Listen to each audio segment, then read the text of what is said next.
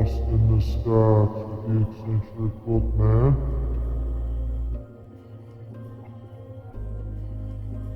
Oh, hey there. Back? Sorry, it's been a long time. But your old friend, the eccentric bookman, has had more than his share of things coming his way, but let's not talk about that. Let's get to the topic at hand. Let's discuss what we always come here to get lost in this stacks to discuss books. Tonight, I think we'll change up the pace and switch genres. Don't get me wrong, I love horror and will continue to do that along with every other genre. My collection is extensive and vast, and I do not exclude any books for any reason. I accept books on the merit of their stories and if they are interesting and riveting. Please allow me to be your guide once again as we go on a journey into the traversing the world where reality meets fantasy and imagination. Oh, don't worry, you'll be fine as long as you remember one important thing. It's only a story. With that being said, tonight's story will be Change of Heart. by Mary Calmaze. An interesting story to be sure. The story is about a young man named Jin Rain and his childhood best friend, Crane Adams, as they travel around from place to place. Jin and Crane are not your typical nomads, as they are panther shifters and were exiled from their tribe for the fact that Jin is a special kind of panther shifter that's very, very rare. Jin is a rhea and an out and proud gay man, and their tribe could not live with this fact as rheas were always supposed to be female. But since Jin was a male, they couldn't deal with it and were cast out of their tribe. They find themselves in the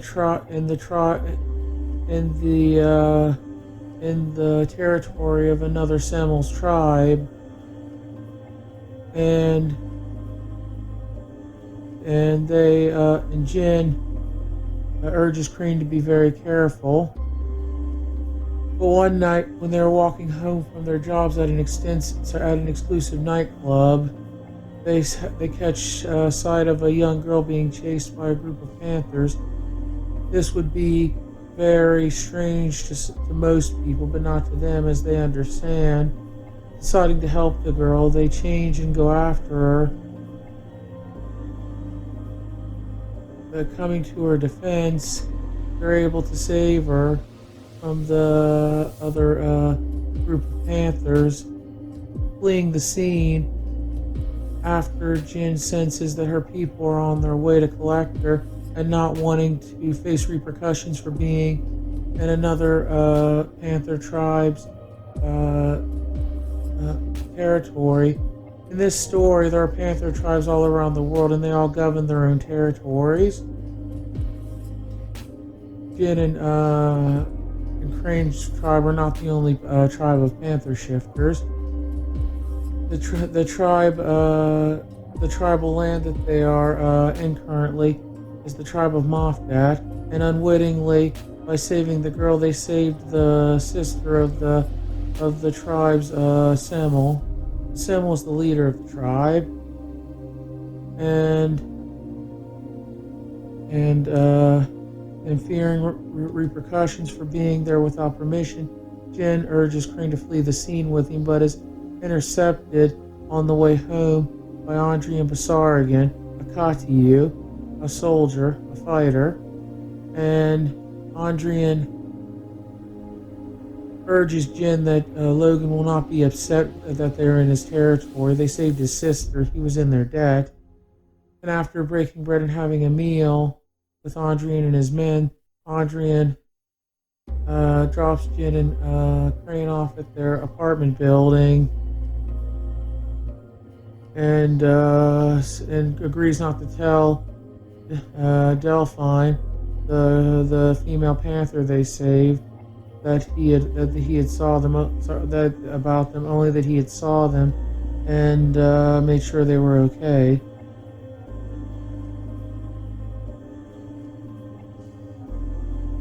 Like I said, Andrian informs them that the girl they saved was Delphine Church, the sister of Logan Church, the symbol of the tribe of Mofdat.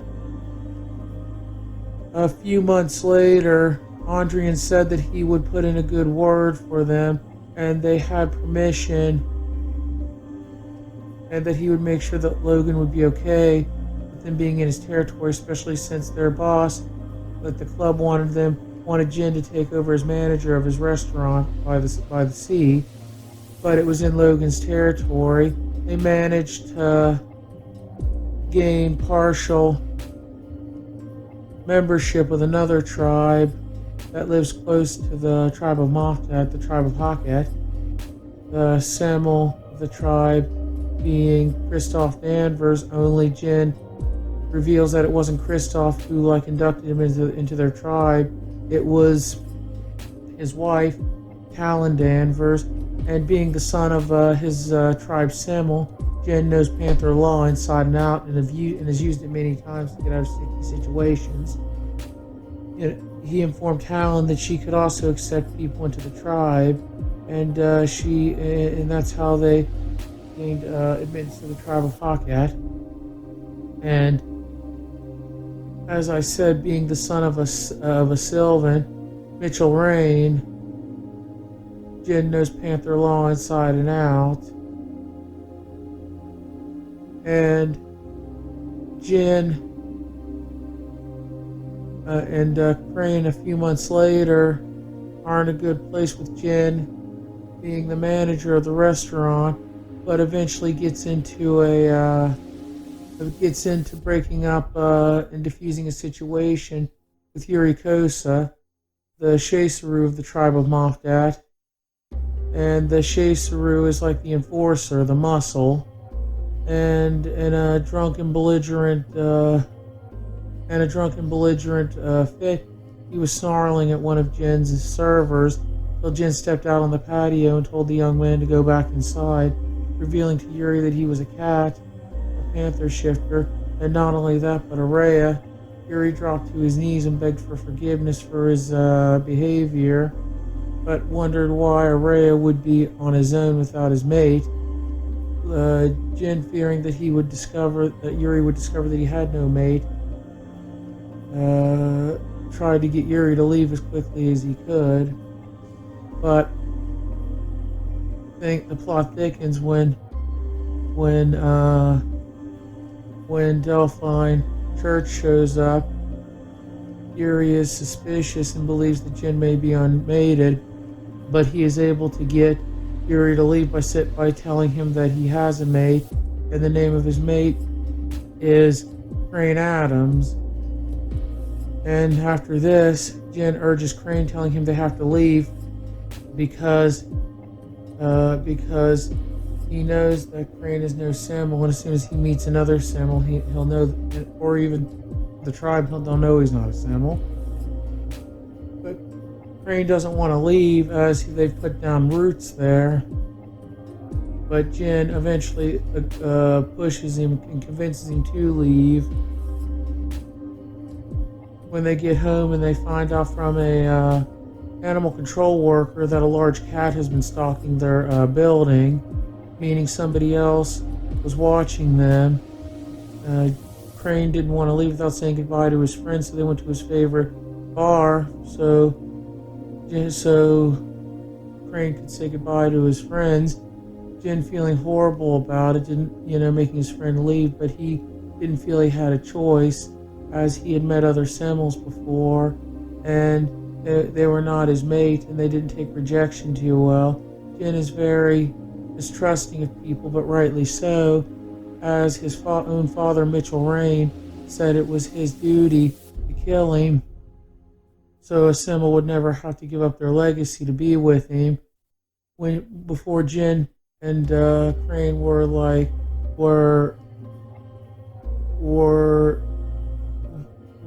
exiled from their tribe.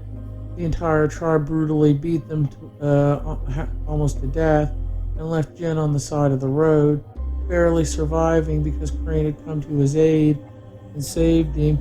After they graduated high school, they left out of their old life and had been traveling ever since. And Jin's experience, as I said, with Semmels that don't want to take no for an answer, he's very mistrusting of people. As Crane is in the bar saying goodbye to his friends, or as they arrive at the bar so Crane could say goodbye to his friends, they are greeted by the Sylvan of the tribe of Mofdat, Mikhail Gurgarine. And Mikhail tries to assure and explain to Jin that their Semmel will not be mad or angry and will not hurt either one of them in any way. He is a good, kind, loving person who believes in fairness and warmth. But Jin is still resistant, and as Crane goes in to say goodbye to his friends, Jin is confronted by Doman Thorn, the leader of the tribe that attacked Delphine, and Jin tells him straight out that he's not his Semmel. Doman tries to persuade Jin to see things his way, but Jin is able to get out of the situation by being faster than Doman. Crane, emerging from the bar, comes to Jin's aid and they attempt to leave, but are then confronted by Christoph Danvers, the Semmel of the tribe of Hakat. And he tries to persuade Jin to stay, even though Jin also tells him that he's not his Semmel. But then Christoph tries to tell him that he's a member of his tribe and cannot leave unless he releases him. But being again the son of a Sylvan, the Sylvan is the tribe teacher, the one who represents you if you get into trouble. As just like the Shasaru is the muscle, the enforcer, Sylvan is the teacher, the one who defends you if you get into trouble, as I just explained. And Jin's father, Mitchell Rain, taught him everything about Panther law inside and out. He cleverly uses his knowledge of the law to get out of Christoph's proposal at telling him that Araya is allowed to travel until they find their true mate, and in the course may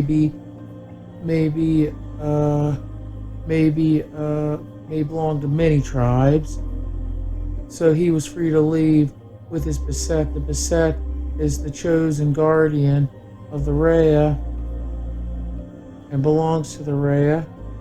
This being his childhood friend Crane Adams.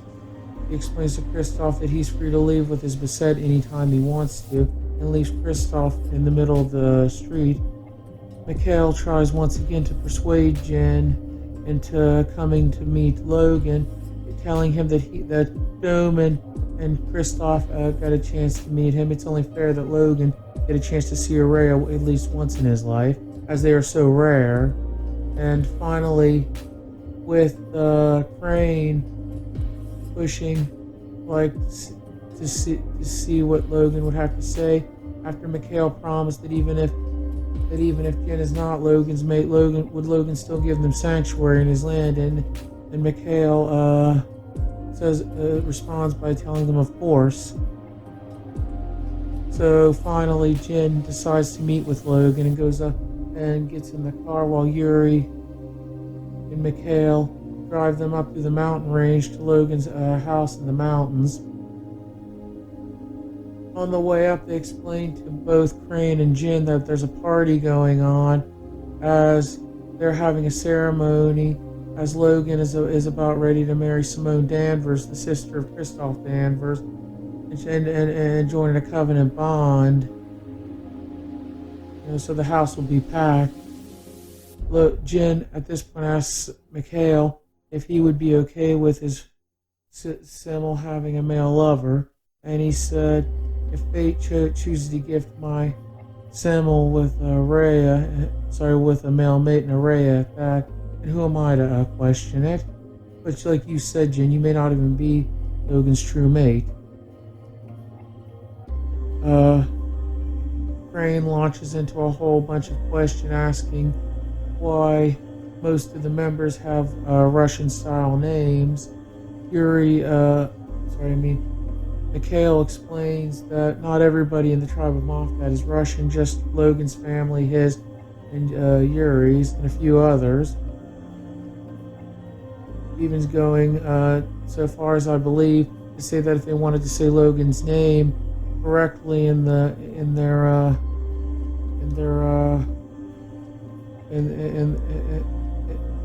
pronouncing Logan's name correctly is pronounced Login, but Logan for short. And like I said, they finally arrive at the house. The party's in full swing. Jen is a little hesitant to go in, but eventually does, being greeted by Russell and Church, Logan's brother, at the door, and then finally meeting Logan, feeling a rush of emotions.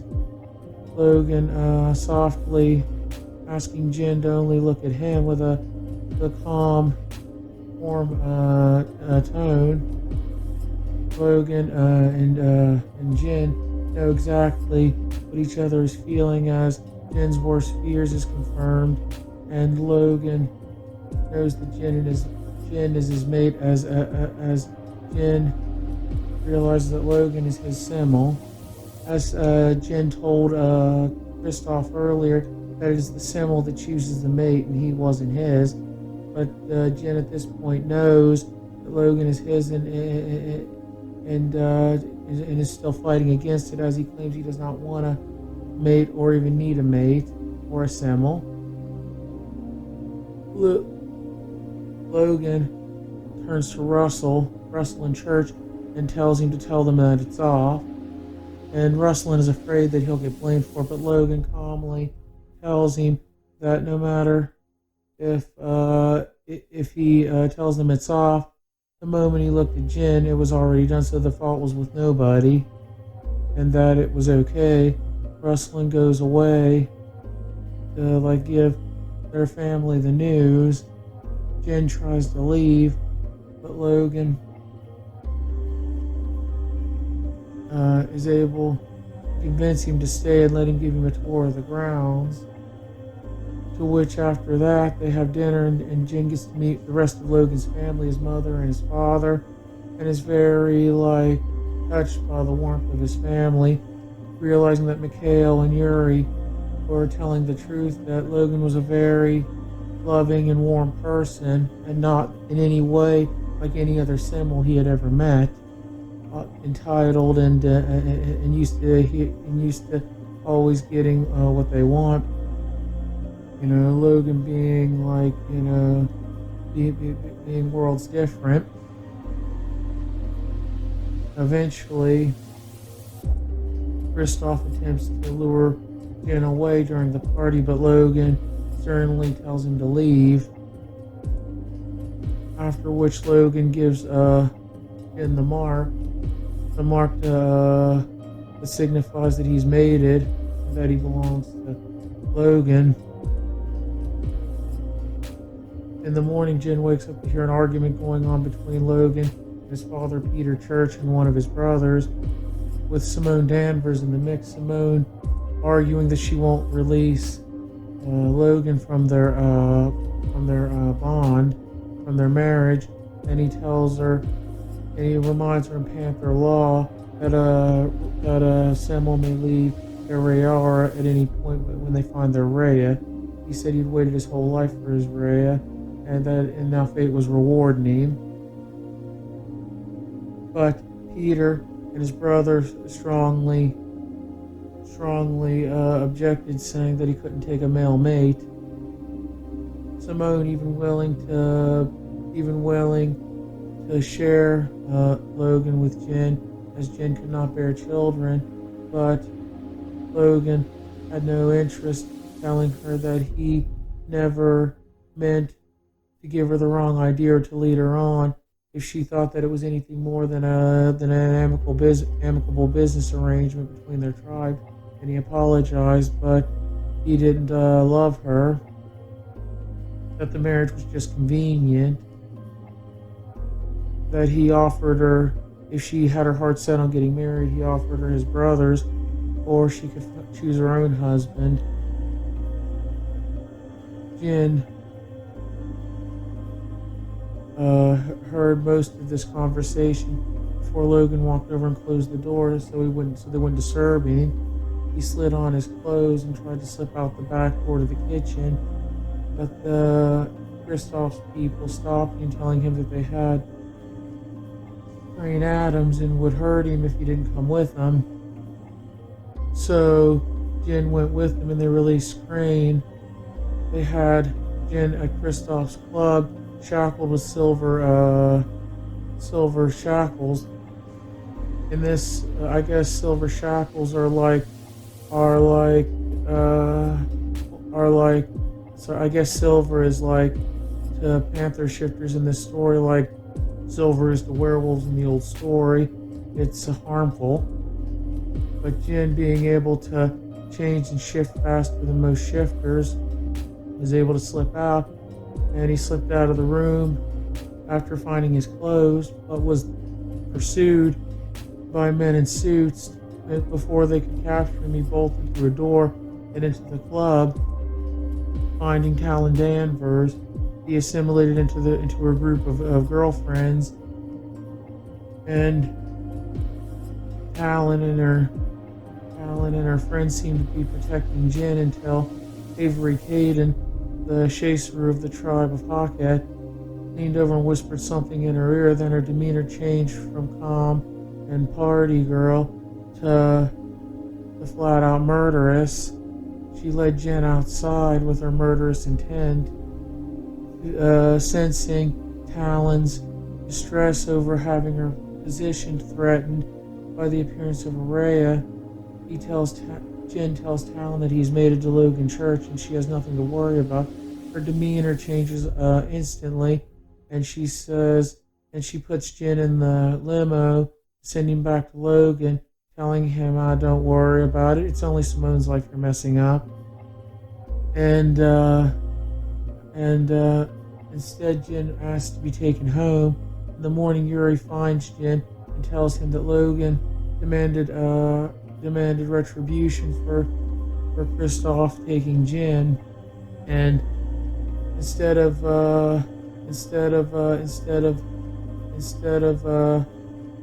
demanding senseless bloodshed, Logan publicly disgraced him and humiliated him in front of his whole tribe. Jin broke out with laughter when Yuri told him about this, stating that Logan was an absolute genius, because if he had killed Kristoff, he would have made him a martyr. By doing that, he publicly not only disgraced him, but embarrassed him in front of his whole tribe. He lost face to some extent. And afterwards, after breakfast, after a short brunch with Yuri took Jen back to the house so Logan could see him. And the story has many twists and turns, everything from Doman challenging Logan in the pit for control of their tribes and the Rhea, to Logan eventually trying to mend bridges with Jen's tribe and family, but Jen finding out that Mitchell Rain and the tribe he came from will never accept him. Mitchell Rain, even ignoring proper etiquette in the house of another Semel, comes to attack Jen, and Logan, Yuri, and Mikhail are mortified and shocked utterly and angered by the fact that any man would attempt to hurt or harm or kill their own child. Logan tells his former tribe straight out that he has no interest in his mate's former tribe or his family, that they are to leave and never have any contact with him, his tribe, or his mate ever again, and that when they met in the at the great feast in the valley at Cairo, that when the Semel from Jin's former tribe presented his Yara, he would applaud, and when he presented his Rhea, the difference in applause would be deafening. And he told him to leave, being angered and enraged by the total lack of a love and affection for his own son. Logan presses Jin for more details about what happened when he was exiled, but Jin doesn't want to live in the past anymore. Meeting his father, Mitchell Rain, showed him that he didn't need his old tribe or his family. If they couldn't accept him, that was on them. That he only needed his new tribe and his new family. Logan, Kale, Fury, and Crane, and Logan's family and all the people in the tribe of Moffat were his new family. They were a much kinder and loving people and accepted him without hesitation, treating him like he was something to be treasured instead of something to be ashamed of, and deciding that he doesn't want nor need to live in the past anymore. He didn't need his old tribe's approval or his family. You know, they were the ones who walked away from him, not the other way around. And Jin finally tells Logan, and Jin just tells Logan it doesn't matter, you know, and distracting Logan with other activities gets Logan to drop the subject, and